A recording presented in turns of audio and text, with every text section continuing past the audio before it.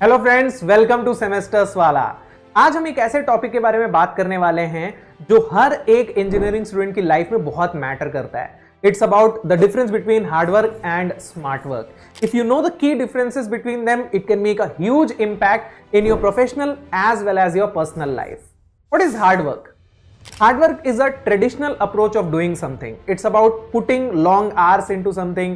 It's about making efforts. It's about grinding yourselves into doing projects, into doing college works and all.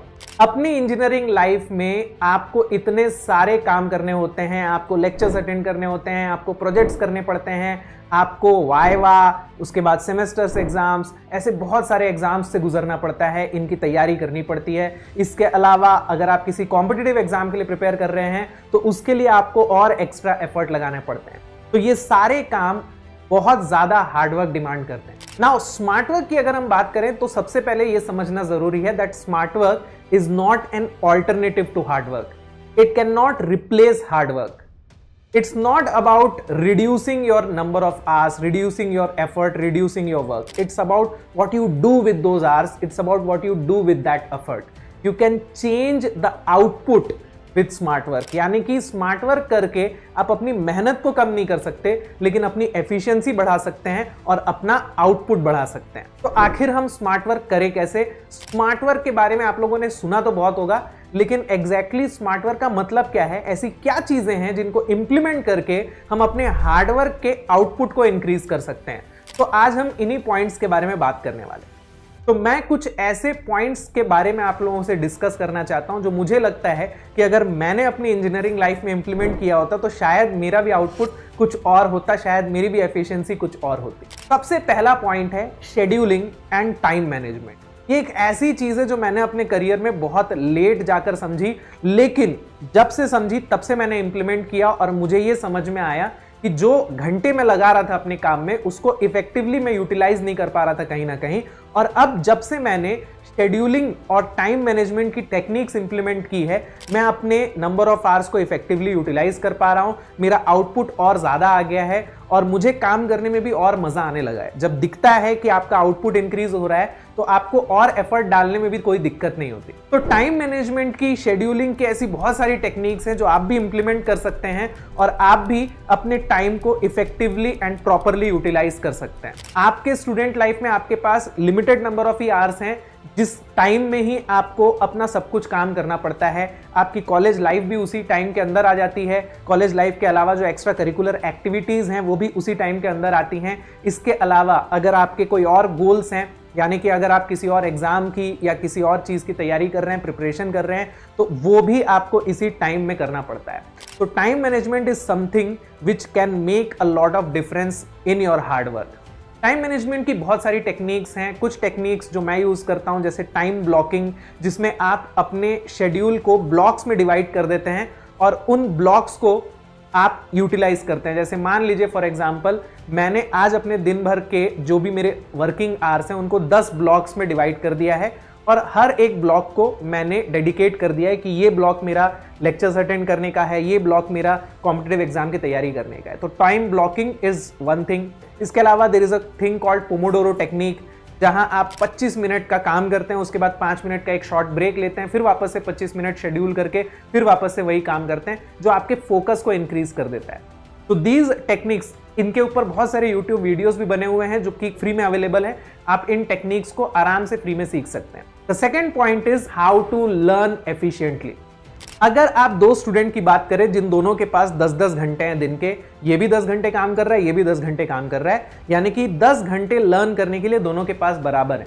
लेकिन आप देखते हैं कि दोनों में से एक स्टूडेंट जो है वो काफी एफिशिएंटली अपने उन 10 घंटों को यूटिलाइज कर पा रहा है और काफी एफिशिएंटली वो उन चीजों को सीख पा रहा है, और दूसरा स्टूडेंट जो है उसका आउटपुट उतना नहीं है। इसका रीजन ये है कि सीखना भी अपने आप में एक आर्ट है।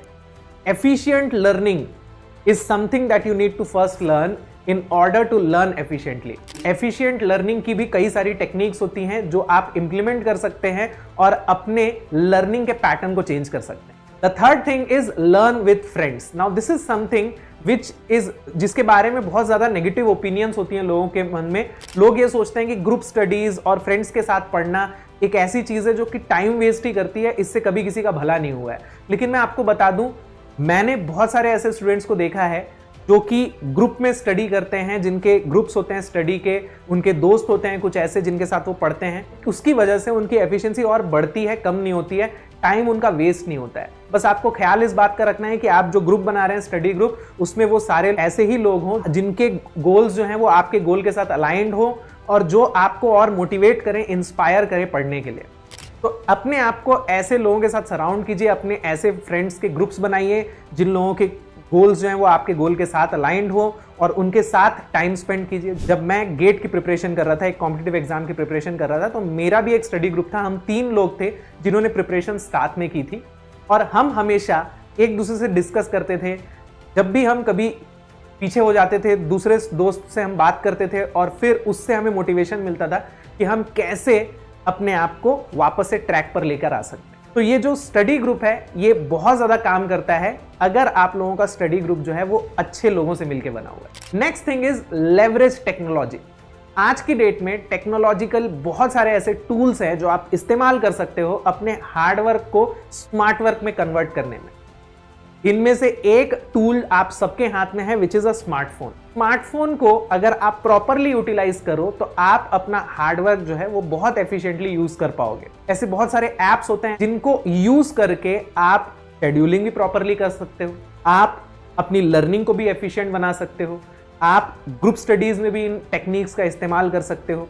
तो आपको ऐसी टेक्नोलॉजीज ढूंढनी है और ऐसी टेक्नोलॉजीज को यूज करना है जिनसे आप अपने हार्डवर्क को स्मार्ट वर्क में कन्वर्ट कर पाओ। The last point is surround yourself with energisers. Now what do we mean by energisers? Energisers से मेरा मतलब है ऐसे लोगों से जिनसे मिलकर, जिनसे बात करके आपकी एनर्जी और एलिवेट होती है, आपकी एनर्जी डैम्पन नहीं होती है। यानी कि उनके साथ जब तक आप रहते हो आप फुल ऑफ एनर्जी फील करते हो और आपको और काम करने का प्रोत्साहन मिलता है, आपको और काम करने का मोटिवेशन मिलता है। ऐसे कुछ दोस्त आपके होते हैं जिनसे बात करके अपने आप ही आलस आ जाता है, जिनसे बात करके कहीं ना कहीं आप थोड़ा पीछे हो जाते हो, जिनके साथ रह के, जिनकी संगत में रह के कहीं ना कहीं यू आर टेकन बैक। तो ऐसे लोगों की संगत में रहिए जो आपके एनर्जी को और एलिवेट करे, आपको और ज्यादा काम करने की, एफिशिएंटली काम करने की इंस्पिरेशन दे, मोटिवेशन दे। तो these are some things, these are some techniques जो कि आप इंप्लीमेंट कर सकते हो to convert your hard work into smart work. लास्ट में मैं एक बार फिर बोलना चाहूंगा, it's not about reducing your hours, it's about efficiently using those hours in order to have the maximum output. So I hope this video helps. Thank you so much.